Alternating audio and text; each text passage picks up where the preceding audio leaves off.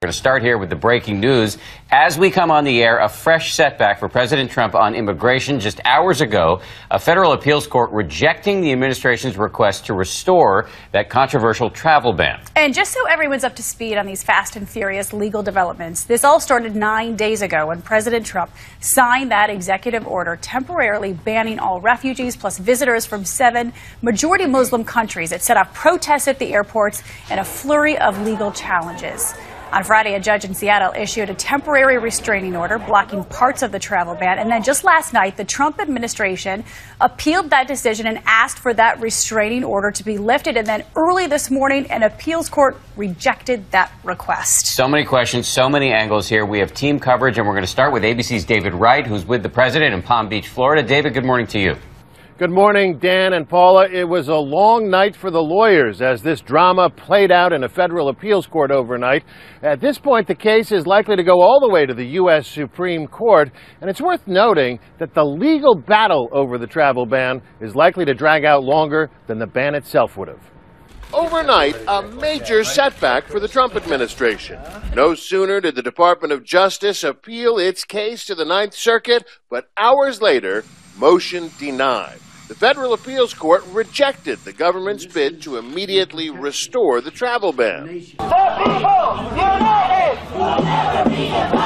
Outside Mar-a-Lago, protesters made sure they could be heard. Let's keep moving! Inside Mar-a-Lago, President Trump insisted he's confident he'll prevail in his bid to keep out refugees and visitors from 7 predominantly Muslim countries.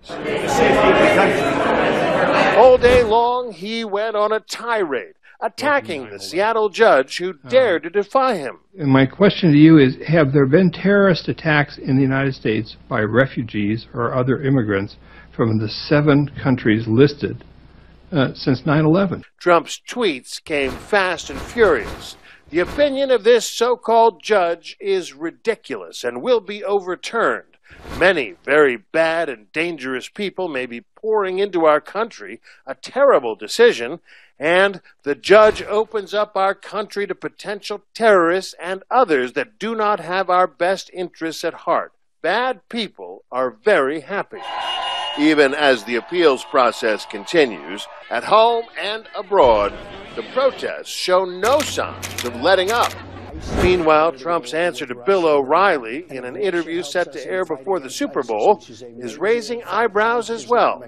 Do you respect Putin? I do respect him. Do you? Why? Well, I respect a lot of people, but that doesn't mean I'm going to get along with them. Putin's a killer. A lot of killers. We got a lot of killers. Why, you think our country's so innocent? A remarkable statement from the President of the United States. This was a wide-ranging interview, unfortunately taped Friday at the White House before all of this weekend. Dan and Paula? We're going to be talking about that Russia comment in just a second, but both sides are claiming that this immigration battle is sparking a constitutional crisis, right, David? That's right, Paula. The administration essentially accuses the judge of violating the separation of powers, trying to usurp the president's authority. And the Democrats kind of accuse the president of the same thing, saying that he's trying to bully the judiciary and provoke a constitutional crisis. The Democrats are now threatening to make this part of the confirmation battle over Donald Trump's Supreme Court pick. So a lot more at stake than just this policy. David Wright leading us off from Florida. David, thank you. This question of a constitutional crisis was addressed in an interview between ABC News chief anchor George Stephanopoulos and the Vice President Mike Pence. And George asked the Vice President pointedly about his tweet referring to the judge who issued the temporary restraining order as a, quote, so-called judge. This is a judge who was nominated by President Bush, 99-0, confirmed. How is he a so-called judge? Well, again, there's simply no question under the Constitution and frankly under federal law that the President of the United States has the authority in the interest of national security to determine who has the right to come into this country. And we're going to challenge the judge's order on that basis because the reality is we face a dangerous enemy. And the President is determined to use the authority that he has under the Constitution and under the law. But we'll work through the courts to challenge them. But doesn't this judge have the authority to do what he did as well? He certainly does, and that's why the administration is complying with that order as we speak. George is with us now. George, good morning. Pence did not seem to want to go there on this so-called judge issue, but doesn't these comments have don't they undermine the judiciary in some way? Well, that's the point the Democrats have been making, and I think that you're likely to see opponents of the president's order bring this up in court when they meet again tomorrow. But the vice president has been put in a pretty tough spot there by the president. He said, the president speaks his mind. That's okay. So he basically defended what the president did. But you said he didn't like having to go there during that interview. This is going to be interesting to see what happens tomorrow when they finally have the arguments in court and we see whether or not the ban is actually going to be upheld. And as David said, the Democrats led by Chuck Schumer in the Senate are already saying this is going to impact the questioning of Judge Neil Gorsuch as he tries to become a Supreme Court justice. Yeah, setting up quite a battle between the executive branch and judiciary. But let's go back to that comment about Russia in that interview. Trump said, quote, "We've got a lot of killers. What, you think our countryside is so innocent?" He seemed to equate Russia and the U.S. What's your take? That's something he's done several times. Back in the campaign, I interviewed him. He did exactly the same thing, even when presented with the evidence about Putin's crackdown on the press and his opponents in Russia, which has included killing at times. So this is really something right there for the president to do that. And I have to say, a very different line from what the vice president took in my interview, where he said Russia is now on notice, that we're watching Russia very closely. So you see some dissonance there between the president's words, the vice president's words, and the administration's actions right now.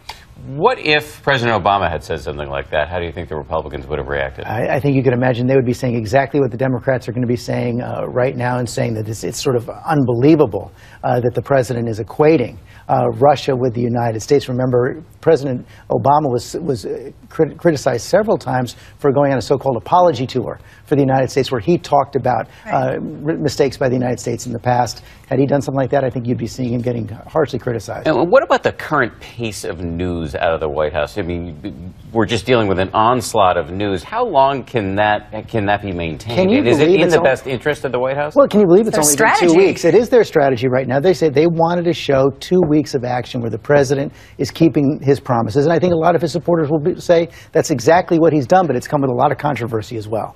George, thank you. And as always on a Sunday morning, George has a big show. He's going to have the rest of that interview with Vice President Mike Pence, and it's all coming up later this morning on This Week, right here on ABC. George, thanks again. Guys, I saw General Flynn say Iran is on notice. What does that mean exactly? It means we're watching. What are we watching for? It means there's Iran would do well to look at the calendar and realize there's a new president in the Oval Office. And Iran would do well not to test the resolve of this new president. What would testing the resolve be? Well, the ballistic missile tests that were done in the last week were in direct violation of UN Security Council resolutions dealing with limiting them in that regard. That's the reason why the president took the decisive action that he took to impose economic sanctions on their supply chain for their missile program.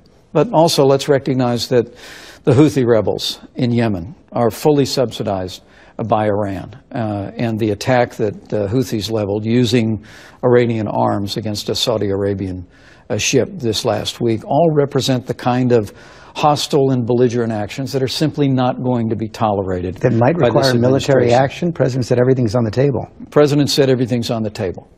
But look, the Iranians got a deal from the international community that, again, the president and I and our administration think was a terrible deal. It essentially allows Iran to develop a nuclear weapon in the years ahead at a date certain. And they received hundreds of millions of dollars in cash. But Secretary Mattis and Secretary Tillerson say we have to stand by that deal now. Is that administration policy? Well, we're evaluating that as we speak. But Secretary Mattis didn't say he's evaluating the deal. He said the U.S. has to stand by it. Is that administration policy? Well, I think the president will make that decision in the days ahead, and he'll listen to all of his advisors. But make no mistake about it, the resolve of this president is such that Iran would do well to think twice about their continued hostile and belligerent actions. Good evening, I'm Rena Ninen. They're coming back to America. People from 7 predominantly Muslim countries who had been banned from traveling here under President Trump's controversial executive order. 1 week after the rug was pulled out from under their feet, a federal judge in Seattle rolled out the nation's welcome mat again. Immigration supporters celebrated in major cities today, while the president lamented on Twitter. What is our country coming to when a judge can halt a Homeland Security travel ban and anyone, even with bad intentions, can come into the U.S.? Paula Reed has the latest. I find that the court should and will grant the temporary restraining order. Those words lifted President Trump's travel restrictions on people from 7 predominantly Muslim countries. The ruling came in response to a lawsuit filed by Washington State Attorney General Bob Ferguson. The law is a powerful thing. It has the ability to hold everybody accountable to it, and that includes the President of the United States. The judge said it was this argument from the state solicitor general that convinced him the executive order may be unconstitutional. Our claim about refugees is primarily that it is religiously motivated discrimination, and that the order is in large part motivated by religious animus. President Trump criticized the judge and the ruling on Twitter. The opinion of this so-called judge, which essentially takes law enforcement away from our country, is ridiculous and will be overturned. The White House argues the order is intended to protect the homeland. The Department of Justice is expected to file an emergency petition to allow the federal government to resume enforcement of travel restrictions. This TRO is granted on a nationwide basis. Just hours before the judge's ruling, President Trump defended the travel restrictions in a weekly address. The executive order establishes a process to develop new vetting and mechanisms to ensure those coming into America love and support our people, that they have good intentions. But after the judge's order, it's back to business as usual for now. I said from the beginning, it is not the loudest voice that prevails in a courtroom. It's the Constitution. And that's what we heard from Judge Robart today. This is just the first step in a series of decisions before the courts issue the final word on whether this travel ban is constitutional. Interesting to see the courts check and balance the executive branch. I'm curious, though, Paula, any way of gauging whether this will be unconstitutional? In the hearing, the judge hinted that he thinks he sees some problems, especially with how this was drafted so broadly. There were no exceptions for people who had visas because they helped the United States or people who had green cards. That, he suggested, could be a problem when the government tries to argue this is just about national security and not a Muslim ban. Thanks, Paula.